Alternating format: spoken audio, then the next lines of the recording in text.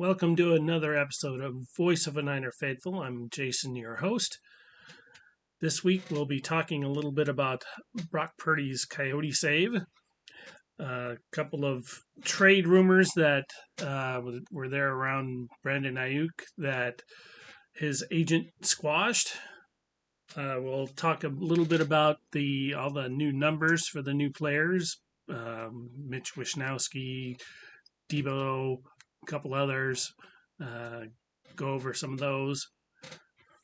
Trent Taylor is back with the 49ers on a one-year deal. And if we have time, then we'll add in a little bit of possible trade scenarios to get a different offensive tackle. So let's get to it. So we have a hero-like quarterback now. Apparently he was out and saved a reporter from a coyote. Now I have the story. Let me switch it over.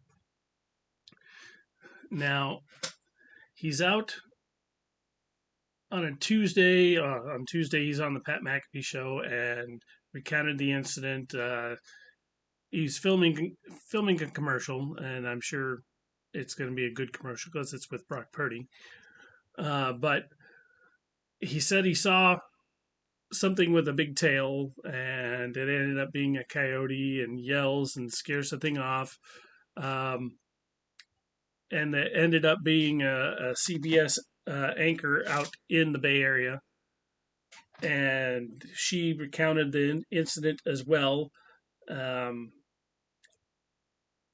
she just, she claims that her one of her crew guys said, "Hey, Brock Purdy just saved your life," and she's saying it's not exactly that, but come on, it's a big ass coyote. That would definitely scare me. I'm not gonna lie about that. So for someone to scare it off, and when I didn't even notice it at first, yeah, it's a possibility. At least definitely helped out. So I think, to me, that's definitely a good story for Brock Purdy. It'll help him get more commercials, I'm sure. um, but sure, I wonder if they'll let. Let's see, the lady's name is Sarah Donchi. I wonder if they'll let her interview Brock Purdy over the thing. Be kind of interesting to see. So yeah, Brock Purdy, the hero. I'm not arguing. It's a good story. Let's go over now to the trade rumors. Now we had two trade rumors. Both, I believe, were Steeler related. I'm going to bring that up as well. At least one of the posts that one of them came up with. As soon as I get to it, there it is. So this guy, Chase Sr., saying that the Steelers are aggressively pursuing Brandon Ayuk trade. And there's Ryan Williams, Brandon Ayuk's agent, saying, yeah, another report that couldn't be more inaccurate. Fictional journalism should really stop. I don't know. Maybe it's to Chase Sr., it's not fictional because of his source. But his source, who knows what they're doing over there in Pittsburgh. Maybe they were having a meeting and spitballing things. I think I've mentioned this before in previous episodes. They're spitballing ideas, and this guy is sitting in the back of the room hearing these ideas. Ooh, hey, I could probably tell somebody about this. Maybe make a buck or two. And hey, I got a good story for you if you pay me. And who knows if that actually happened, but I can actually see something of that nature happening. And then these people decide, oh, hey, this is a juicy story. Let's put it out there. I'll get some good clicks. And he probably did get quite a few clicks on it. But it is false. Brandon Ayuk's agent did squash both of those rumors. to go and reiterate again about Brandon Ayuk, my personal feeling is that he's going to stay. We'll get a deal done. It'll be just like Debo and just like Bosa and just like Kittle. It'll all be more late in the off season, right before preseason starts, the whole program there. But he will get paid, and he will still stay a 49er. Now, I can see maybe a few years into that second contract, he'll do what everyone else has been doing and restructure. But his initial new contract, he'll get a nice bag out of this. So, faithful, fear not. I'm pretty confident that we are keeping Brandon Ayuk, and he will get paid, and he's gonna hopefully not do the early Bosa thing where, all right, yeah, I just got paid at the beginning, and it takes him a little time to warm up because he didn't warm up, do the off-season program and all that. But it looks like Brandon Ayuk is doing the off-season program, and he did show up for the first off-season part, so that's a good sign. So I don't think we have too much to worry about with Brandon Ayuk. Now, Trent Taylor. Trent Taylor signs a 1-year deal with the 49ers. Welcome back, Trent. He was drafted by the 49ers in 2017. I think they were hoping he'd be a bit bigger of a player, but he ended up not. That's okay. Those things happen. So he's been with the Niners, started with the Niners, then the Bengals, Bears, and now he's back with us. I think with this second chance with the Niners, he might actually, hey, you know what? I kind of like it here. I don't want to get moved again. I better pick up the pace and start showing some stuff. I think this is a good sign. Signing 1 year, give him a chance. If he turns it around and he can show, maybe he'll be the returner. We do need that returner. He's done it before, so I think that's not a bad idea. Keep him doing that, and then occasionally bring him in as a regular wide receiver. Yeah, I can see that happening. Not a bad idea at all. All right, now we have some new player numbers. Now, I thought I had it up. I really did think I thought I had it up. Let's see if I can find it here. Well, I know where I can find it really quick. Because normally I don't pop things open from my phone, but that's all right. I can do that here for right now. Oh, wait, I know where it is. Boom, there it is. Okay, never mind. I don't need to do that. All right, here it is. So, new numbers. Like I was saying, Debo, he switched to number 1. That should, it's not going to make him any faster, but I think it's a cool number. Mitch Wishnowsky is now a number 3. Josh Dobbs has taken over Trey Lance's old number. Chris Conley is now 18. Trent Taylor's 19. Boy, that's going to be a little confusing, isn't it? With 19, you'll see 19 out there at first, and oh wait, that's not Debo. Isaac Yiadom, 22. Chase Lucas, 26, and so on. Let's see, Leonard Floyd, 56.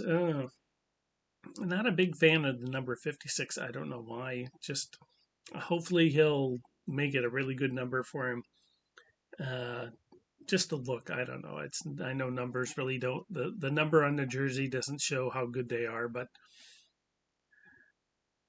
Let's see, 60. I used to wear 60 when I was a kid, when I played football, when I was a little kid. Uh, but yeah, I like 60. 60's all right. Uh, the new tight end, 82.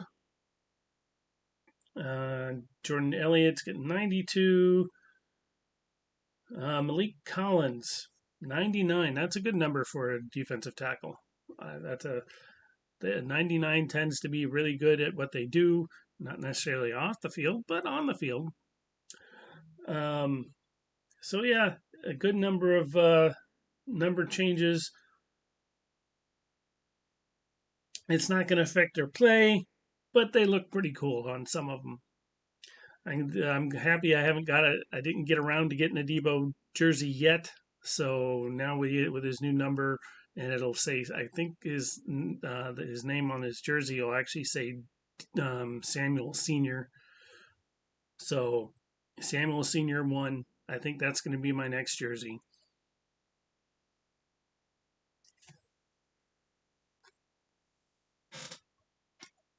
So now that took a lot less time than I thought. So now we have plenty of time to talk about possible trades for moving up to get offensive tackle.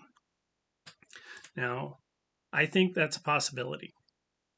As I mentioned in my last episode, which unfortunately was not the best episode in the world, just it was a big learning experience with copyright. Had to cut quite a bit just for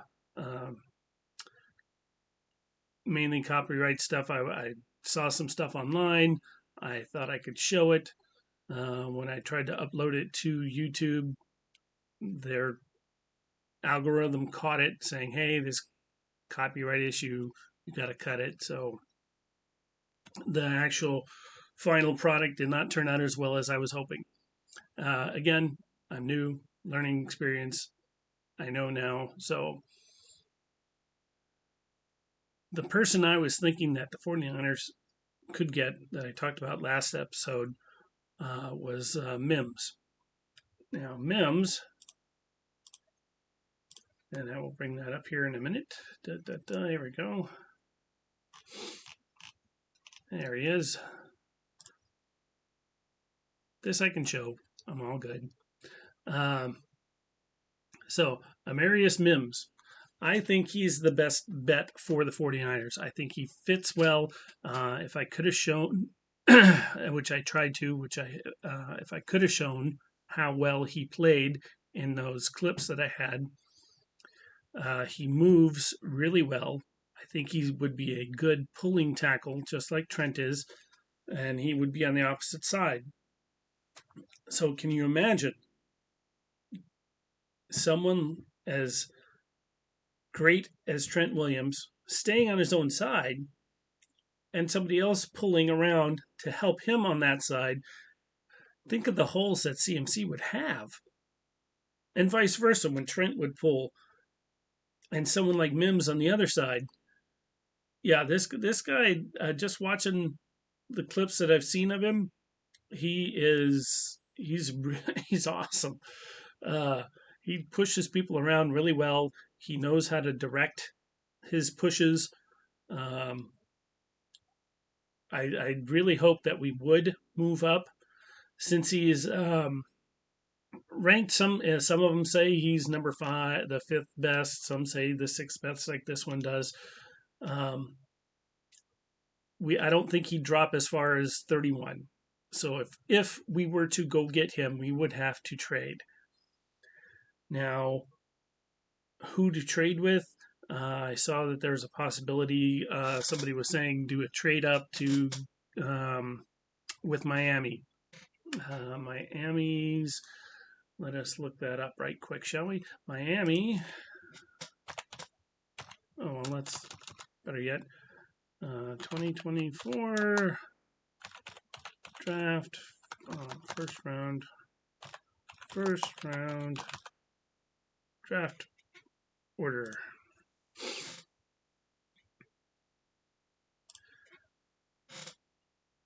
So I think it's safe to show the draft order. That's not a That's not an issue here. So let's see, where is Miami? 21. There is a possibility we can work with that, going from 31 to 21. So we'd swap there and maybe give them a fourth round or something. Maybe a third round for next year. I don't. Well, maybe not that, but maybe our first rounds and then a third or fourth round because you're only moving up 10. I don't know who Miami might be going after, but if they could get another draft pick, I think they'd be okay with that. So there's a possibility there.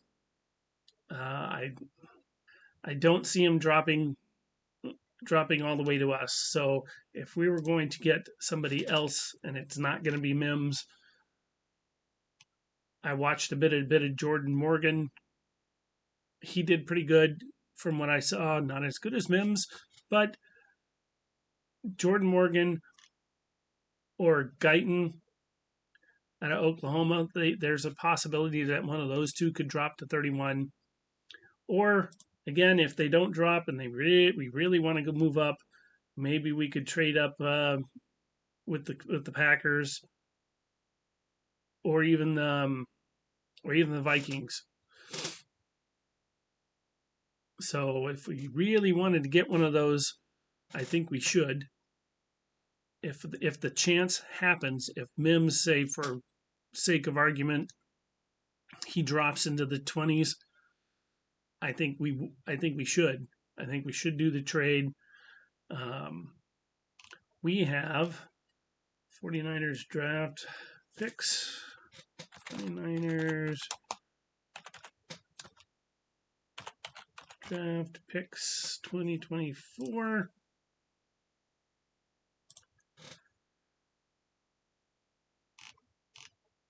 So we got four. We got 3 fourth-round picks. So we could definitely trade up, and it wouldn't kill us if we got rid of a couple of fourth-round picks. So let's say we would go ahead and trade pick 135 and 132 and our first round pick, and maybe trade with the Vikings to get 23, to move up to 23. And if Mims falls that far, God, we got to get him. Or even if I think even if Guyton falls that far, I don't think any of the top 5 here are gonna drop that far. Those guys are gonna go pretty quick. I can see these top 2, Alt and Latham, going in the top 10 easily. So if Mims falls down into the 20s, that's what we should do. We should swap our first round picks and then use our 2 of the 3 fourth rounders and go from there. We'll still keep a fourth rounder. We'll get a good offensive tackle.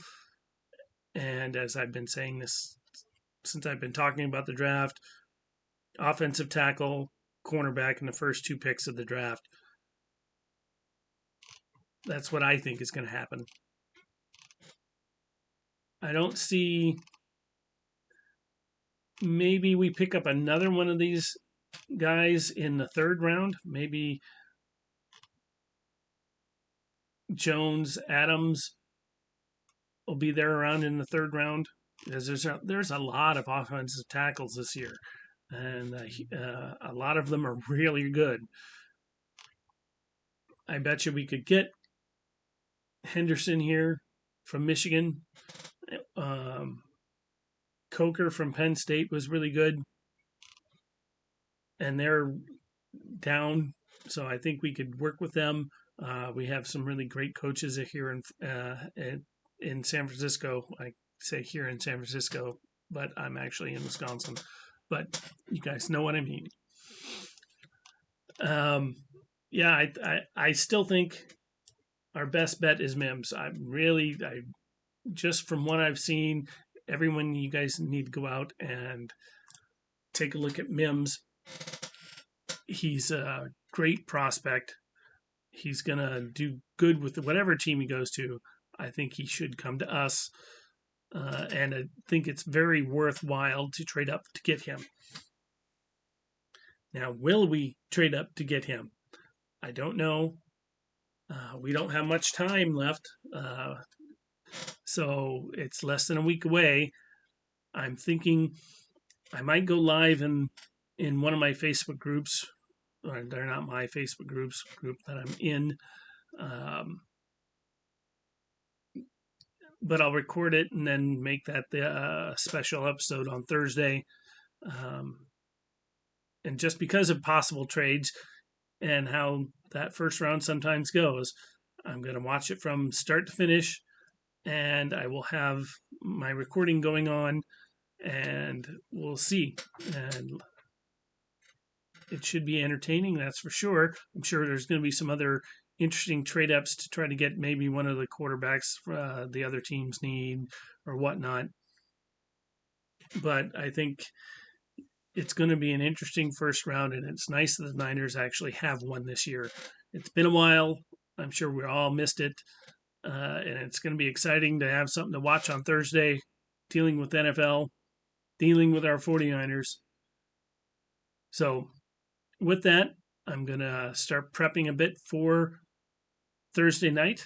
As I said, I'm going to try to go live on Thursday night, and it'll be in one of the I think it'll probably be the one that I've been in the longest. It's called Niner Faithful. So any of you Niner Faithful in that group, be ready to watch. I will record it as well and put it out on probably late Thursday night, Friday morning. But I'll still do my normal pod on the weekend. And we'll talk about who we picked over the weekend and how well they'll fit into our system, how well they'll fit into the culture. And I hope to hear from all of you. Please like, subscribe, and comment. Only way I'm going to get better is if I know what you guys want. If you want to hear something in particular, if you want to just make a general comment, anything that will let me know what I can do to make this better for everyone. I'm actually getting a good kick out of doing this. I enjoy it. I'm just a fan. I'm not going to sit here and try to monetize this or anything. Nowhere near. I'm doing this because I like to do it. So, but I still want to do it better. So let me know what I need to do. Any suggestions, comments, let me know. And like I said, like, subscribe in YouTube and wherever you happen to see this to get the link that sent you to YouTube. You guys all have a wonderful rest of your weekend, and I will see you on Thursday.